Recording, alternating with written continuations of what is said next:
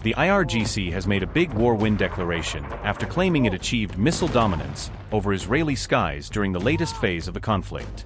The Islamic Revolutionary Guard Corps said the enemy would be left astonished after the latest devastation in Israel's Dimona and Arad. Iran is now signaling that it could unleash even deadlier missiles after exposing gaps in Israel's interception shield and putting pressure on its air defense inventory. Iranian commander made the declaration after Iranian Parliament Speaker Mohammad Bagher Kalibaf said that Israel's skies had become defenseless. The IRGC's aerospace force has declared what it called missile dominance over the Israeli skies, with its commander framing Iran's latest barrages as a shift in battlefield momentum. An IRGC commander said on March 21 that the skies over southern Israel would remain illuminated for hours, signaling more sustained missile and drone attacks through the night. Brigadier General Said Majid Musavi made the declaration in a post on X, where he also said new tactics and launch systems would surprise Israeli and American commanders. Said Majid Musavi said, and I quote, "From this moment, I declare the missile dominance of Iran's sons over the skies of the occupied territories. The new tactics and launch systems employed in the upcoming waves will leave the American Zionist commanders dumbfounded. Tonight, the skies over the south of the occupied territories will remain illuminated for hours." Musavi's remarks came after Iran launched the 70th wave of Operation True Promise 4, which Iranian state-aligned outlets said targeted more than 55 U.S. and Israeli-linked sites. Iran claimed the latest wave struck strategic Israeli and American targets across the region, including sites linked to Haifa, Tel Aviv, and several U.S. military positions in Middle East.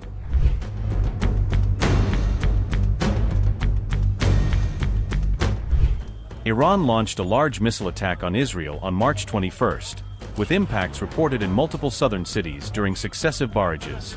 Iranian missiles made direct impacts in Dimona and Arad, both in southern Israel, after Israeli air defenses failed to stop at least some of the incoming projectiles. More than 150 people were injured in the strikes, including 11 seriously, according to casualty figures reported by the Times of Israel from Megan David Adam.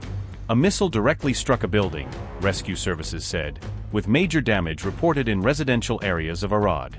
Israeli media reported that the Iranian fire was apparently aimed at the sensitive nuclear research zone near Dimona. The strikes came after the latest U.S.-Israeli attack on Iran's Natan site, and Iranian messaging suggested the Dimona area attack was framed as retaliation for that escalation. Afterward, Israel said it was investigating why its interception systems failed in Arad and Dimona, with Chief of Staff Eyal Zamir ordering a formal review.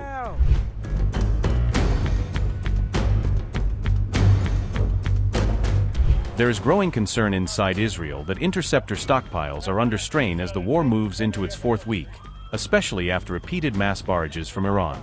Earlier, the IDF had acknowledged that it was not intercepting every incoming threat, particularly in cases where missiles were assessed differently from the most dangerous warheads.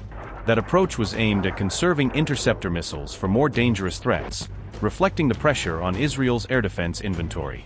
Meanwhile, Iran's Parliament Speaker Mohammad Bagher Kalibaf said on March 21 that Israeli airspace had become defenseless, arguing that the war was entering a new phase. Kalibaf made that claim on X as Iran tried to portray its latest missile barrages as proof that Israel's layered air defense shield was being overwhelmed.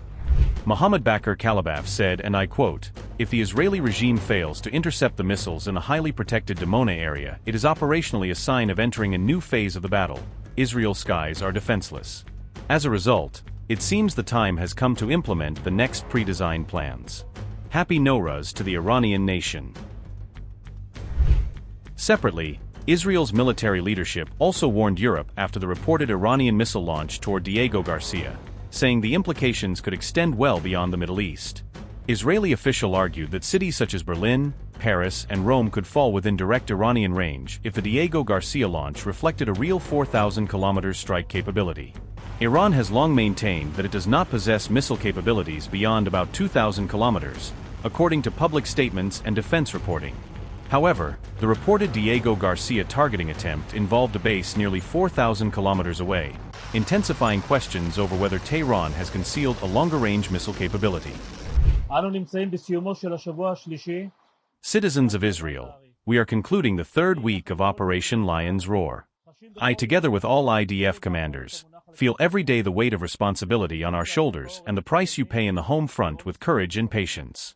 Unfortunately, we are also experiencing painful civilian losses from missile attacks. Our hearts go out to the deceased, the injured, and their families. The resilience you demonstrate is a critical component of our national strength. Without your steadfast support, our fighters could not operate with such power and determination. The tactical achievements we have made over the past week have already been noted by many in the region. We have conveyed to Egypt an assessment and admiration for Israel's defensive, offensive, and unique intelligence capabilities. They fully understand the scale of the threat and have asked us to focus on eliminating it. The extensive damage we have inflicted on the Iranian regime over the past 3 weeks is beginning to accumulate into a systematic, strategic, military, economic, and governmental achievement. As a result, the regime of evil is weaker. Iran is more exposed and without a significant defensive capability. The regime's leaders, who developed these capabilities with the aim of destroying us, are struck and confused. I wish to thank our partners in the United States military. I am in close, daily contact with them as part of the battle's intensity. The trust between us is high. We share a common target bank, and our military plans are coordinated and synchronized. This strategic partnership with our ally is a point of enormous and unprecedented strength in this campaign. There is a shared interest and commitment to removing the existential threat to Israel, the United States, and the entire region. Just yesterday, Iran launched a 2-stage land-based ballistic missile, with a range of 4,000 kilometers, towards a target on Diego Garcia. These missiles were not intended to strike Israel. Their range reaches European capitals, Berlin, Paris, and Rome, all within direct threat range. We have learned from global and Jewish history that denying a threat or appeasing it does not eliminate it. On the contrary, it projects weakness and encourages extremist regimes. Those who fail to address a threat early will face it later, at their own peril. Holding lethal strategic capabilities in the hands of radical dictatorial regimes is a danger not only to Israel but to the United States and the world it leads. Its vast military defends the entire free world. Alongside our powerful campaign against Iran, we are also conducting determined operations along our northern border. I visited Metchala and Kiryat Shmona this morning. I met with local leaders and listened to the challenges they face.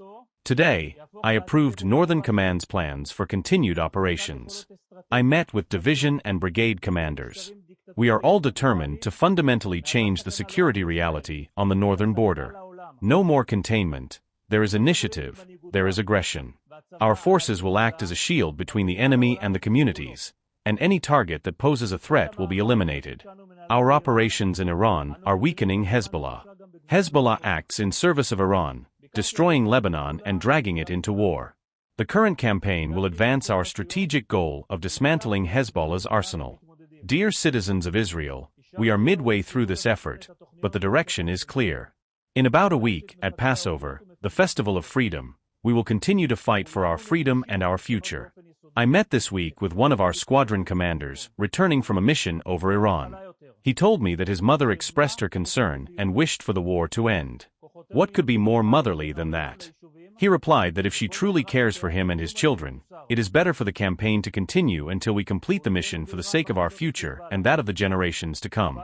This spirit of mothers and fathers exists in countless homes of service members and their families on the front lines, protecting the home with deep care.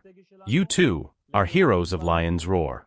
The IDF continues its broad operational efforts with determination and responsibility. We will lead to victory.